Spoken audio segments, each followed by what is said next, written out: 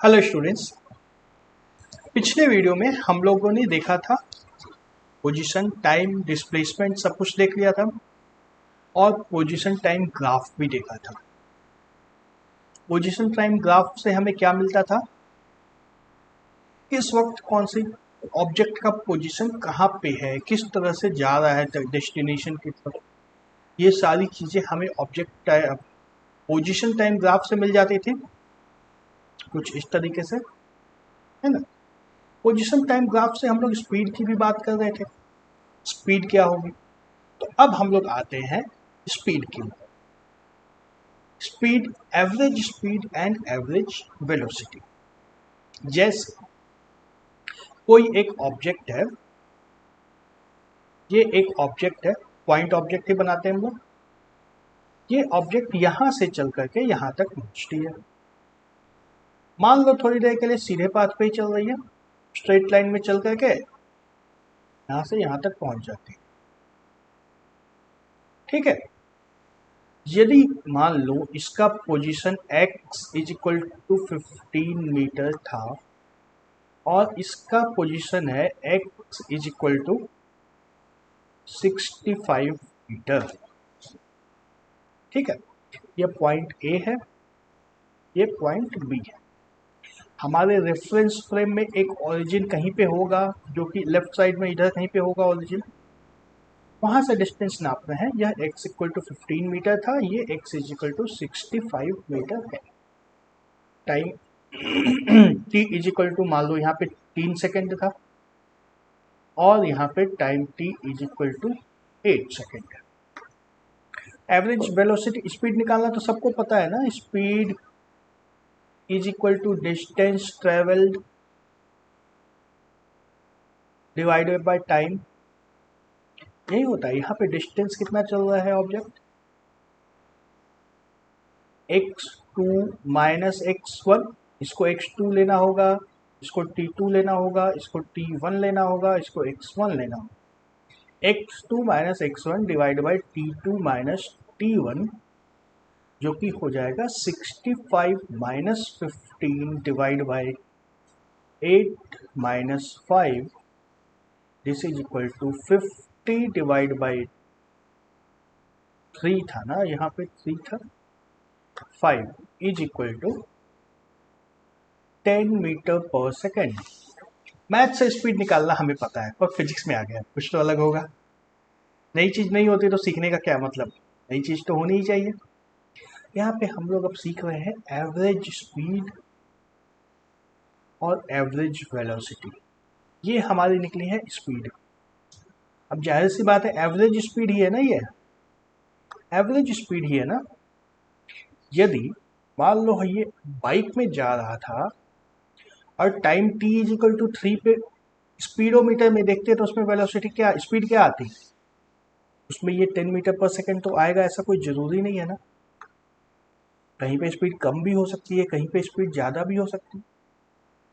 लेकिन पूरे time period की बात करें, पूरे टाइम पीरियड की बात करें तो एवरेज स्पीड हमारे पास 10 मीटर पर सेकेंड आई है ना। अगर स्पीडोमीटर में हम लोग बार बार देखते जा रहे हैं या अगर जीपीएस में बार बार देख रहे हैं क्या है स्पीड, तो उसमें हर समय स्पीड चेंज होते जाती है।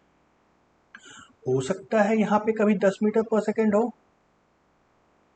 यहाँ पे कहीं आने के बाद 8 मीटर पर सेकेंड हो जाए, यहाँ पे कहीं आने के बाद 15 मीटर पर सेकेंड हो जाए।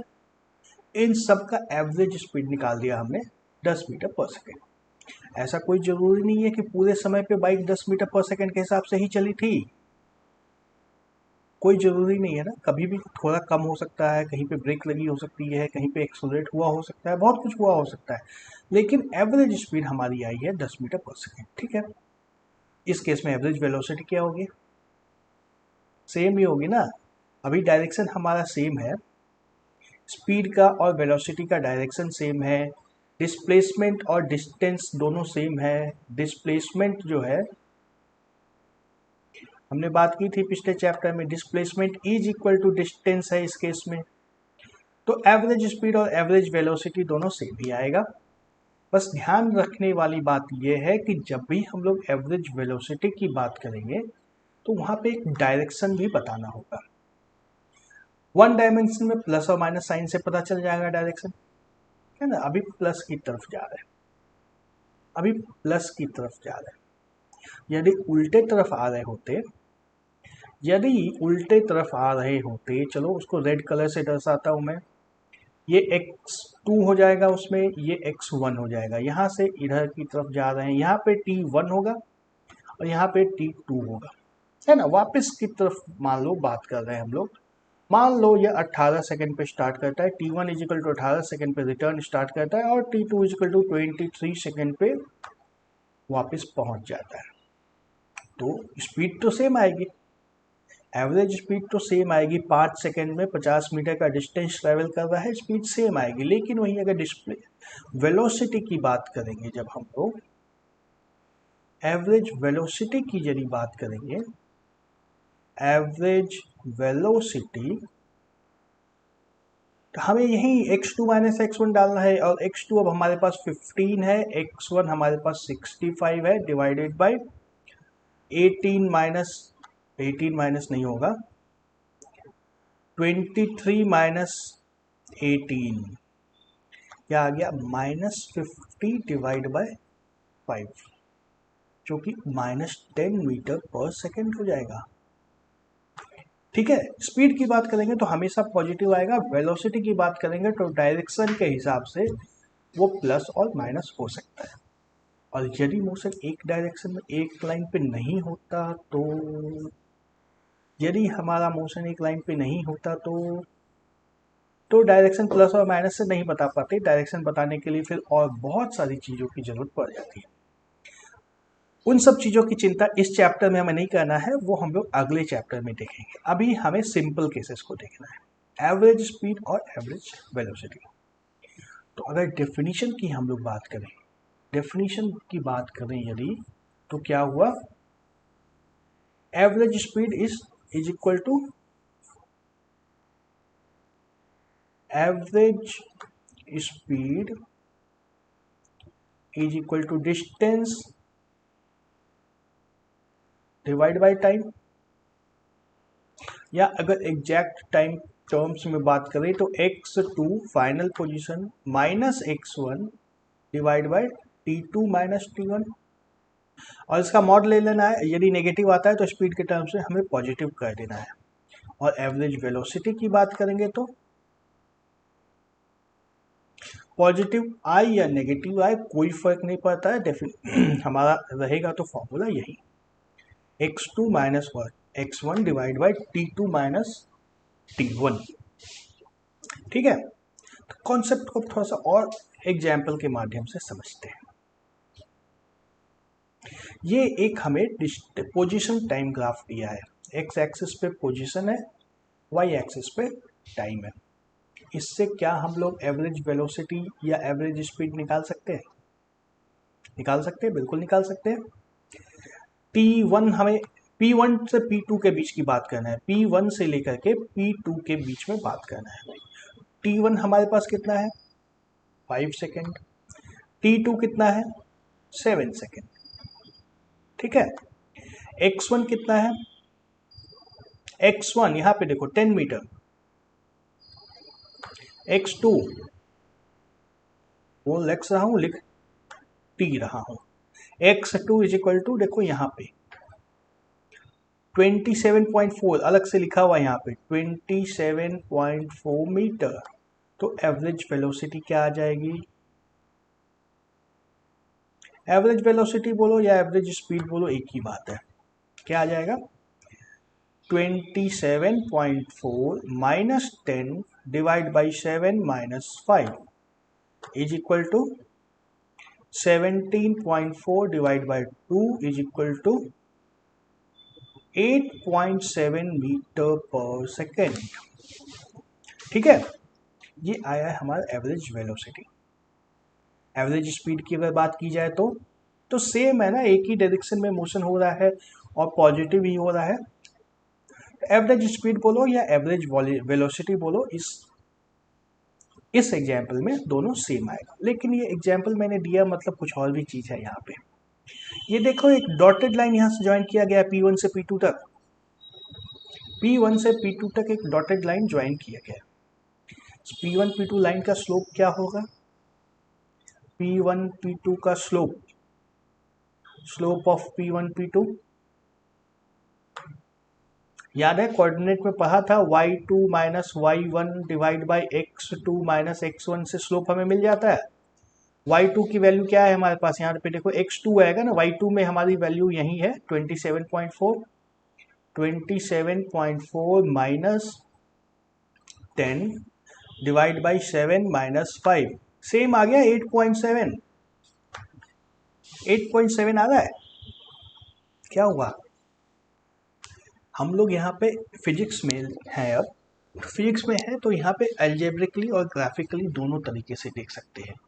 किसी दो पॉइंट के बीच में जब हम लोग एवरेज वेलोसिटी निकालते हैं, average velocity is equal to slope of the line. Average velocity is equal to slope of line joining the two points. Slope of line, किसी भी दो पॉइंट के बीच में ये एवरेज वेलोसिटी निकलेगी, है ना, दो पॉइंट के बीच में एवरेज वेलोसिटी निकलेगी। और जब उसका पोजीशन टाइम ग्राफ प्लॉट कर देंगे तो उस ग्राफ पे slope of the line joining the two points is equal to the average velocity. इस एक ग्राफ में ऐसा होगा ऐसा तो कोई जरूरी नहीं है ना, स्पेशल एग्जांपल तो कुछ भी नहीं है। चाहे कोई भी ग्राफ बना लो, चाहे कोई भी दो पॉइंट्स ले लो, एवरेज वेलोसिटी हमेशा स्लोप ऑफ द लाइन के बराबर होता है। अब ध्यान रखना, यहाँ पे एवरेज स्पीड नहीं बोल सकते हो, average speed is equal to slope of the line नहीं होगा। Average speed is not equal to slope of the line. क्यों नहीं होता है ये, क्यों नहीं होता है? इसलिए नहीं होता है कि हमें पता है displacement is not equal to distance travel.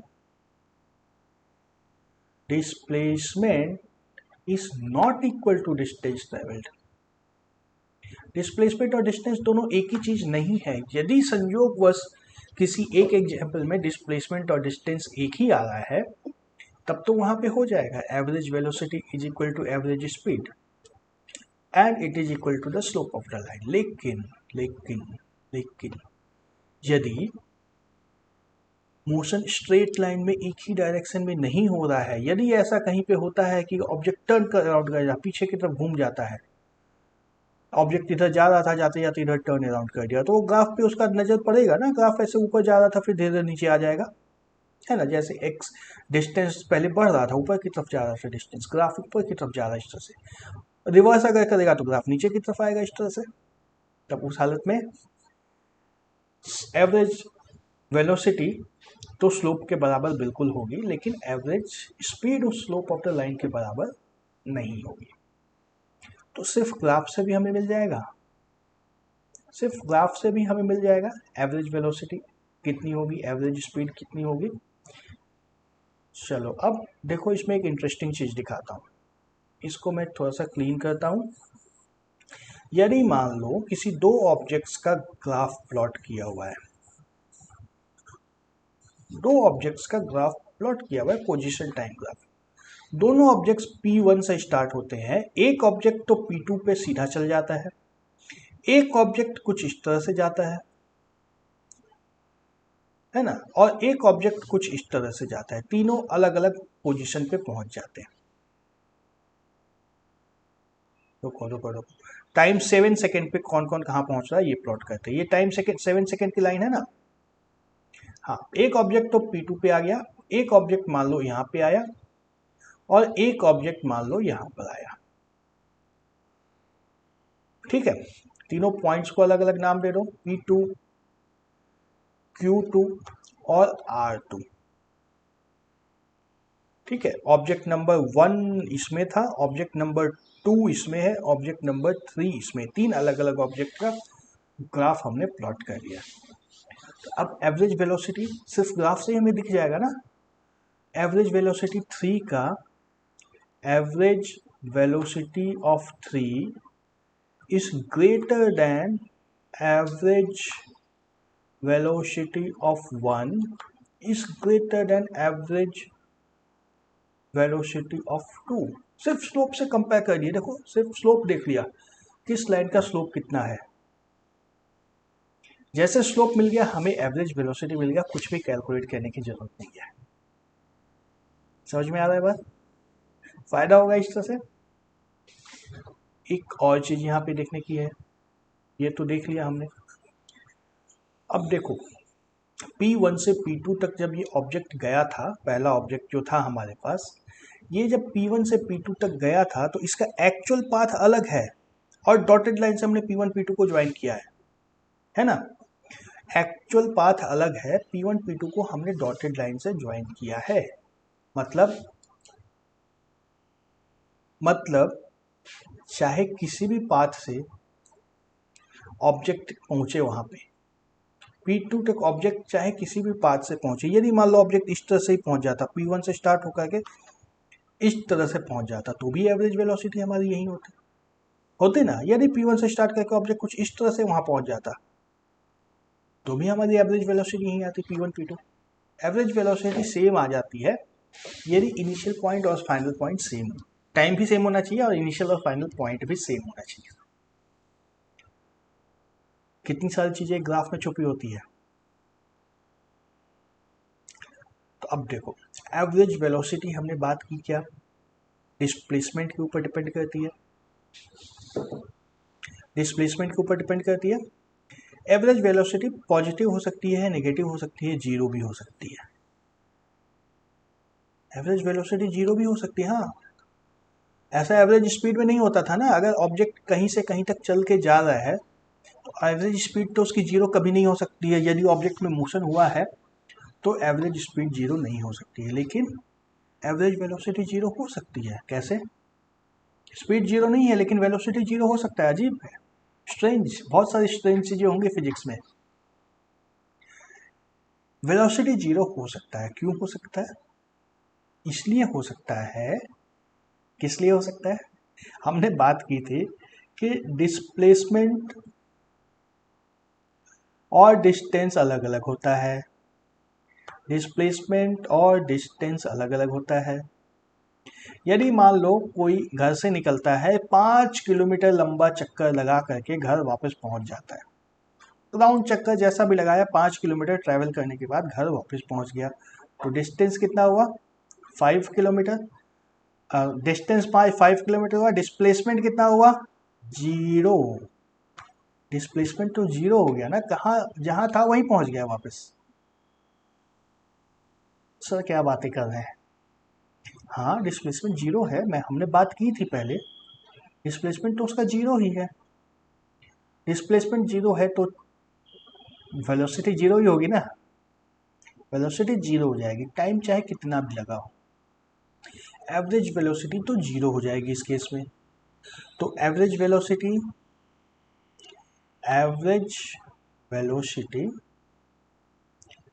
Can be greater than zero, can be less than zero. Negative कैसे होगी एवरेज वेलोसिटी? नेगेटिव कैसे होगी? यदि ऑब्जेक्ट नेगेटिव डायरेक्शन में चला गया तो वेलोसिटी भी नेगेटिव हो जाएगी ना। राइट साइड में हम लोग मानते हैं जनरली पॉजिटिव है, यदि ऑब्जेक्ट लेफ्ट चला गया तो डिस्प्लेसमेंट नेगेटिव हो जाएगा, वेलोसिटी भी नेगेटिव हो जाएगी। स्पीड कभी लेस देन जीरो नहीं हो सकता है, स्पीड कभी जीरो नहीं हो सकता है, speed is always greater than zero. लेकिन वेलोसिटी जीरो भी हो सकती है, नेगेटिव भी हो सकती है।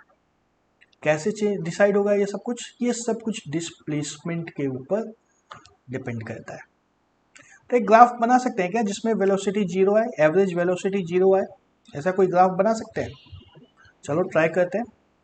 पोजीशन टाइम ग्राफ हमें बनाना है। एक्स एक्सिस पे पोजीशन है हमारा, वाई एक्सिस पे, एक्स एक्सिस पे टाइम होता है, सॉरी ये गलती मत कहना कभी भी। एक्स एक्सिस पे टाइम होता है, वाई एक्सिस पे पोजीशन होता है।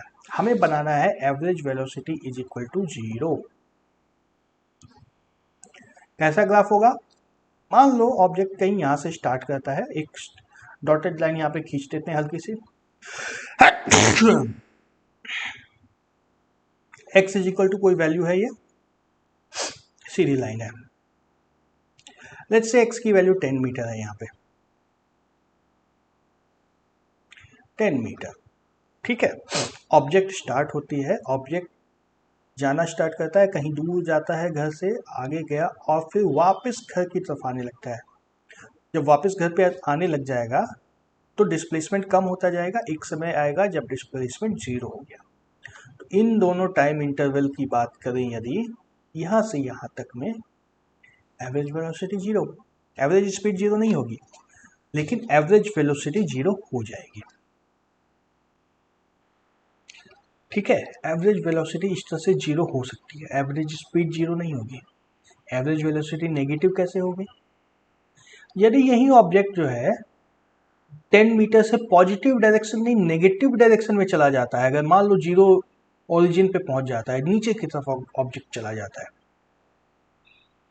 तो वेलोसिटी क्या हो जाएगी? फाइनल पोजीशन क्या है? x2 इज इक्वल टू 0 हो गया है, x1 is equal to 10 metre है। तो एवरेज वेलोसिटी निकालेंगे x2 minus x1 divide by time, that is equal to 0 minus 10 divide by time is equal to minus 10 divide by time. Negative हो गया ना, average velocity negative भी हो सकती है। तो तीनों के ग्राफ्स जनरली किस तरह के बनते हैं इसको देख लेते हैं हम लोग एक बार। ये हटाओ इसको, अब 3 ग्राफ बनाने हैं। एक में हमें दिखाना है एवरेज वेलोसिटी जीरो, एक में दिखाना है एवरेज वेलोसिटी पॉजिटिव, एक में दिखाना है एवरेज वेलोसिटी नेगेटिव। रेड मत करो, ब्लैक अच्छा लगता है, दिख रहा है ना? हाँ,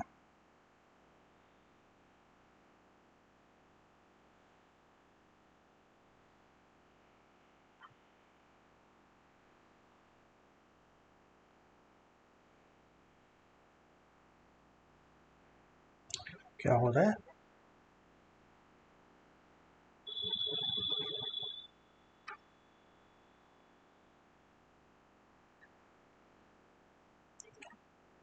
तीन, यदि ऑब्जेक्ट कहीं से स्टार्ट होकर के पॉजिटिव डायरेक्शन में जाता है तो एवरेज वेलोसिटी पॉजिटिव है ना, इस केस में पॉजिटिव होगा। अब स्ट्रेट लाइन में जाना कोई जरूरी नहीं है, स्ट्रेट लाइन में जाना बिल्कुल भी जरूरी नहीं है। ये ऑब्जेक्ट चाहे इधर से ऐसे जाए या ऐसे ऐसे करते हुए पहुंच जाए, किसी भी तरह से जाए, लेकिन यदि ऊपर की तरफ जा रहा है ना, तो ये एवरेज वेलोसिटी पॉजिटिव। वहीं यदि ऑब्जेक्ट हमारा नीचे की तरफ जाने लग जाए, नेगेटिव डायरेक्शन में जाने लग जाए, इस तरीके से इधर जाने लग जाए, तो स्पीड क्या हो जाएगा? एवरेज वेलोसिटी क्या हो जाएगा? नेगेटिव। और जीरो होने के लिए अपनी जगह पे स्थिर है, इस तरीके से। अपनी जगह पे स्थिर है का मतलब ये नहीं है कि मोशन नहीं हो रहा है, ऐसा भी हो सकता है ना कि ऑब्जेक्ट यहां से स्टार्ट हुआ और यूं थोड़ी दूर चल करके यहां पे वापस आ गया, इसमें भी जीरो हो जाएगा एवरेज वेलोसिटी। ठीक है, बात समझ में आ रही है? एवरेज वेलोसिटी पॉजिटिव हो, नेगेटिव हो या जीरो हो, तीन अलग अलग बातें हो सकती हैं। हमें सिर्फ और सिर्फ इनिशियल पॉइंट और फाइनल पॉइंट को देखना है, बीच की चीजों को नहीं देखना है।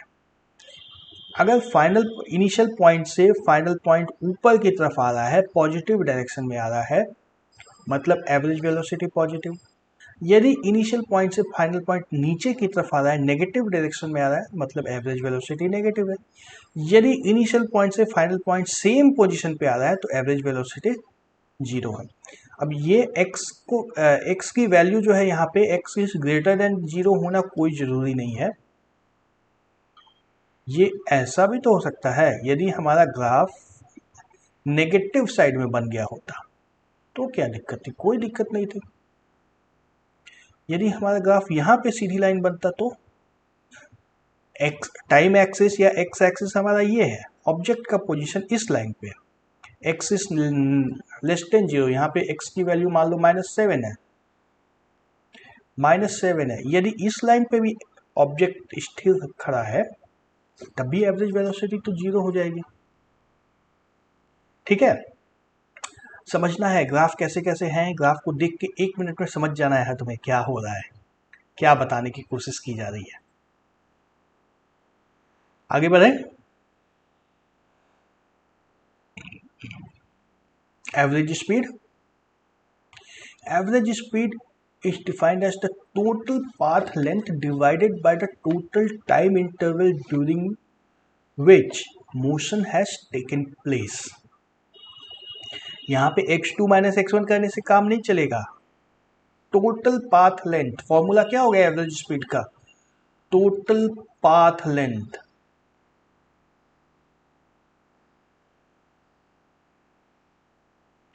डिवाइड बाय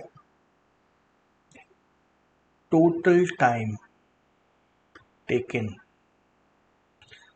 जो पहले से जान रहे हैं हम लोग, जब वेलोसिटी की बात करेंगे तो सिर्फ और सिर्फ पोजीशन लेंगे, इनिशियल पोजीशन और फाइनल पोजीशन। लेकिन वहीं जब हम लोग स्पीड की बात करेंगे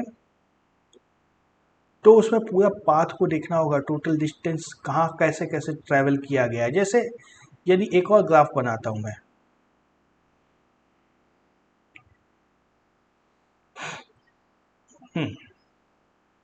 एक ऑब्जेक्ट यहां से स्टार्ट होता है और यहां से यूं जाकर के यहां पे आ जाता है। ठीक है, दोनों वैल्यूज दे देता हूं मैं कुछ कुछ। जैसे एक ये लाइन अलग है और ये लाइन यहां पे आ रहा है।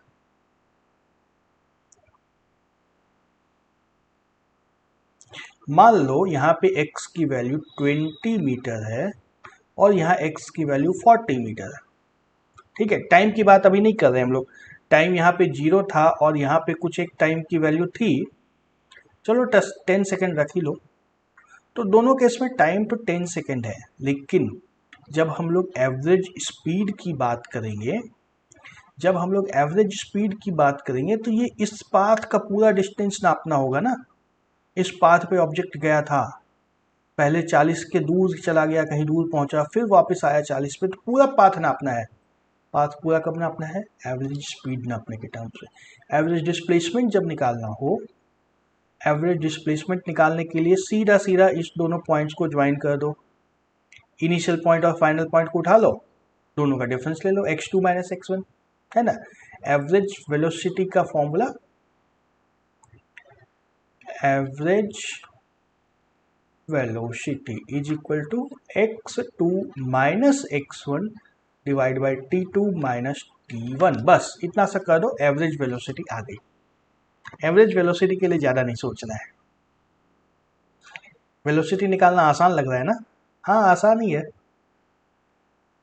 जैसे एक एग्जाम्पल जो हम लोग पहले देखे थे, है ना, पोजीशन और डिस्प्लेसमेंट, पोजीशन पाथ देखने के लिए इसी एग्जाम्पल को हमने देखा था ना। ऑब्जेक्ट ओ से स्टार्ट होता है, पी पे जाता है, फिर वापस क्यू पे जाता है, फिर वापस आर पे आता है। सबका पोजीशन इस लाइन में दिया हुआ है। क्वेश्चन क्या है हमारे पास, a car is moving along a straight line से OP इन फिगर 3.1, यही फिगर 3.1 है। It moves from P to O to P in 18 second and P to Q, P से वापस Q तक आता है इन 6 second. Find the average velocity and average speed of the car during, पहला ए ओ से P तक में, ओ से पी तक में, ओ से पी तक में। यहाँ पे देखो डिस्टेंस और डिस्प्लेसमेंट दोनों सेम है ना।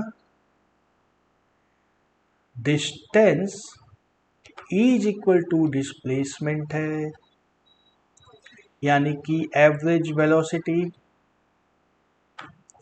इज इक्वल टू क्या होगा, x2, x की वैल्यू p पे क्या है, माइनस x की वैल्यू o पे क्या है, डिवाइड बाय टाइम p पे क्या है, माइनस टाइम o पे क्या है। xp की वैल्यू क्या दिया है 360, xo की value 0,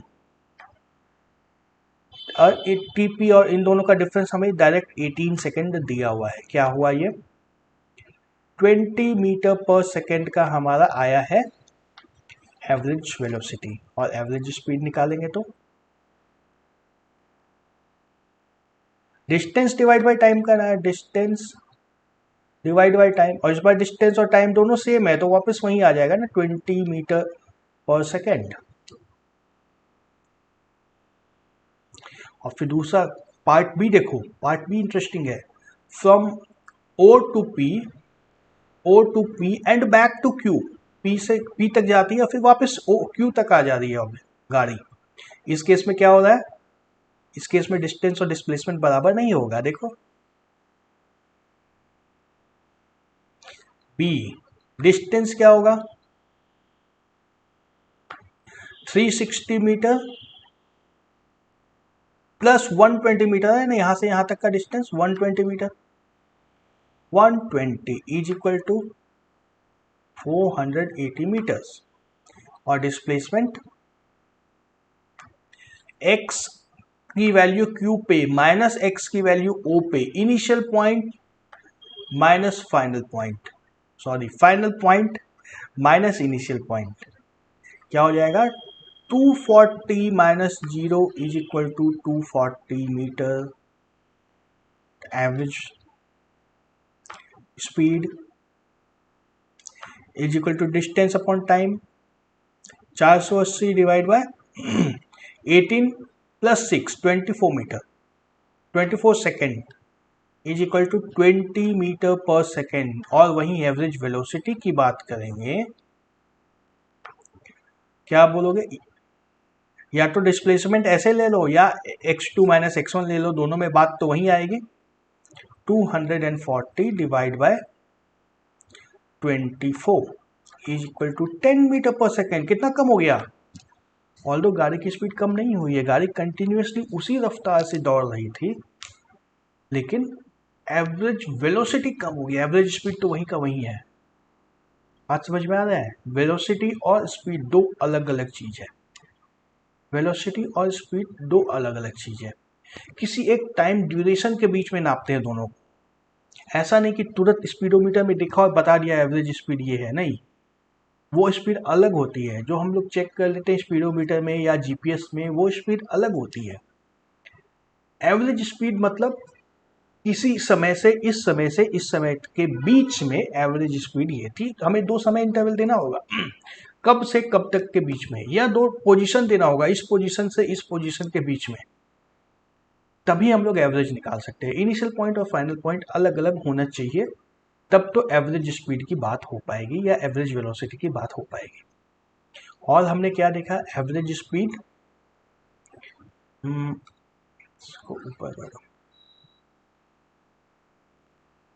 average speed can be greater than average velocity, velocity से ज़्यादा हो सकता है स्पीड, और क्या बराबर भी हो सकता है, एवरेज वेलोसिटी के बराबर भी हो सकती है एवरेज स्पीड, दोनों ही चीज़ें हो सकती है। और हमने क्या देखा, एवरेज स्पीड जीरो से बड़ी होगी या जीरो के बराबर हो सकती है ना। एवरेज स्पीड नेगेटिव नहीं हो सकती है, स्पीड जीरो हो सकता है, अगर गाड़ी चल ही नहीं रही है, गाड़ी स्टार्ट ही नहीं किया है, तो स्पीड जीरो होगी, एवरेज स्पीड भी जीरो होगी। लेकिन एवरेज वेलोसिटी तो नेगेटिव भी हो सकती है, average velocity can be greater than zero, can be less than zero भी हो सकती है, और इक्वल टू जीरो भी हो सकती है। एवरेज वेलोसिटी में सब कुछ हो सकता है, बड़ी फनी चीज है एवरेज वेलोसिटी। फिर क्या आता है, instantaneous velocity and speed. Instantaneous velocity या इंस्टेंटेनियस स्पीड उसी को बोलते हैं जो रीडोमीटर में, स्पीडोमीटर में देख लेते हैं हम लोग, या जीपीएस से स्पीड कैलकुलेट कर देते हैं, या स्पीड गन से जिस स्पीड को नाप लेते हैं, वो इंस्टेंटेनियस स्पीड होती है। इंस्टेंटेनियस का मतलब उस पर्टिकुलर इंस्टेंट पे क्या स्पीड थी, एक पर्टिकुलर इंस्टेंट पे क्या स्पीड थी। जैसे यदि मान लो कहलगांव से भागलपुर कोई ट्रेन जा रही है,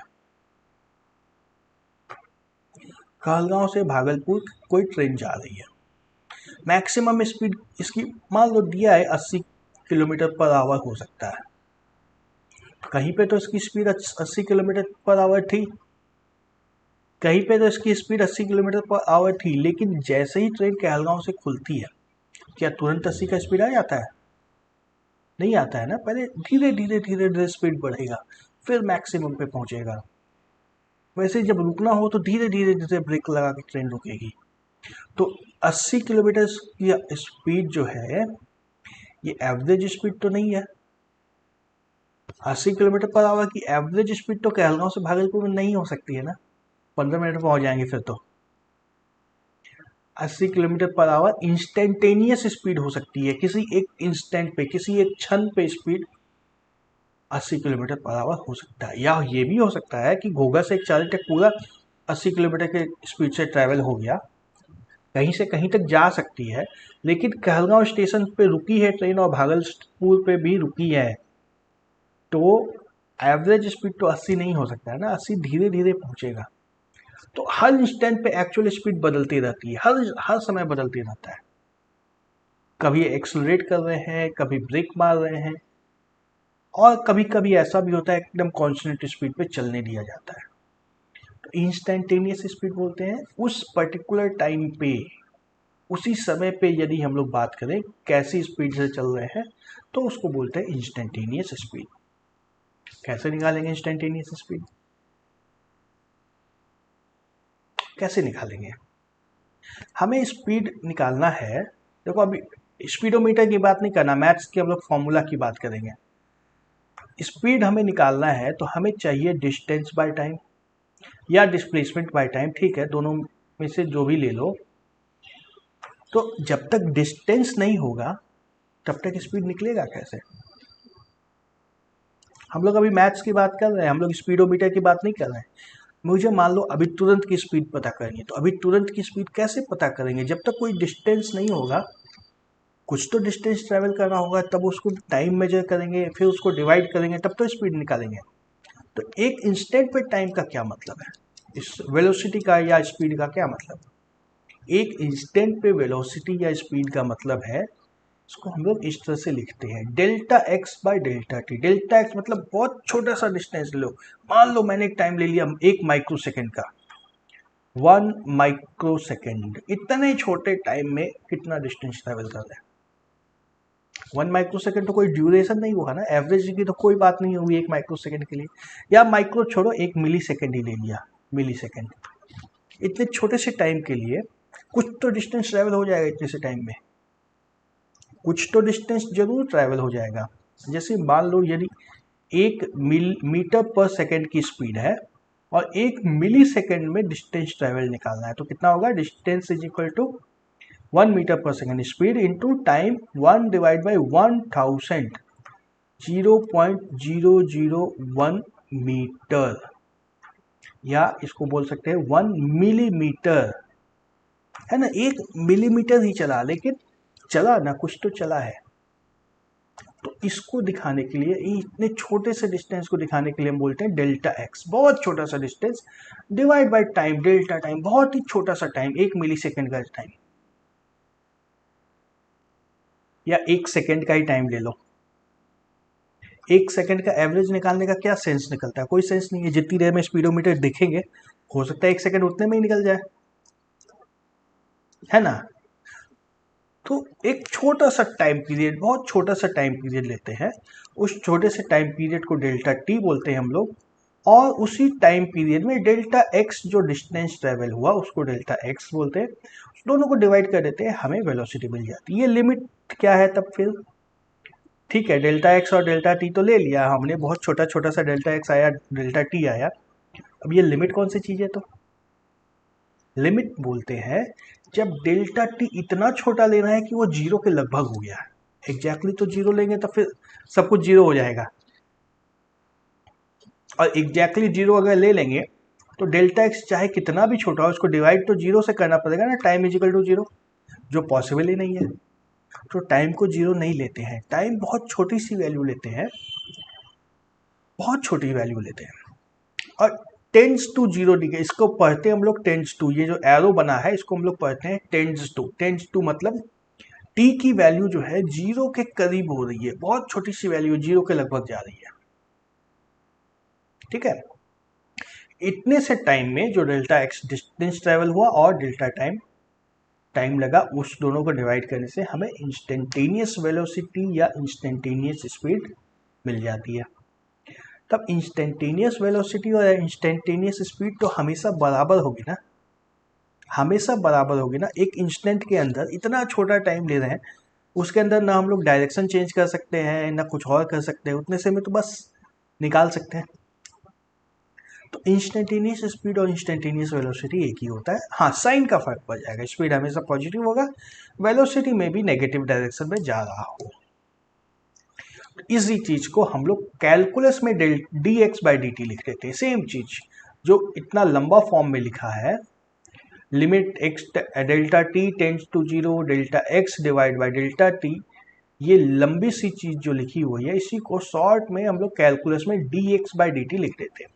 D x by d t का मतलब यही हुआ, limit delta t tends to zero, denominator को जीरो के लगभग पहुंचाना है। डिनोमिनेटर एग्जैक्टली जीरो करने से दिक्कत हो जाएगी, इसलिए डिनोमिनेटर को एग्जैक्ट जीरो नहीं करना है। न्यूमिनेटर हो जाएगा जीरो तो कोई फर्क नहीं पड़ता है, न्यूमिनेटर को जीरो लिया जा सकता है, सिर्फ डिनोमिनेटर को जीरो नहीं होना है। ठीक है, इस चीज को कैलकुलस में d x by d T बोलते हैं। D x by d T से हमें स्पीड या वेलोसिटी मिल जाती है। ओके, और डिटेल्स का नेक्स्ट वीडियो में देखेंगे। अभी बाय बाय।